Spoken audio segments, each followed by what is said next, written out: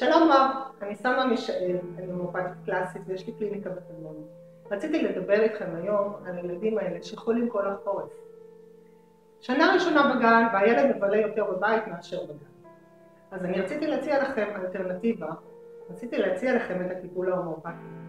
בעזרת הטיפול ההומאופתי ניתן לחזק את מערכת החיסון והילד לא חייב לבלות יותר בבית מאשר בגן. אתם תוכלו ללכת לעבודה בשקט ותוכלו להשאיר ילד בריא. לא תפחדו שכל ילד שחולה בגן ידביק אותו במשהו. אז יש דרך אחרת לחזק את מערכת החיסון. אפשר לשלב תזונה נכונה יחד עם רמדי הומאופתית ולעבור את החורף בשלום.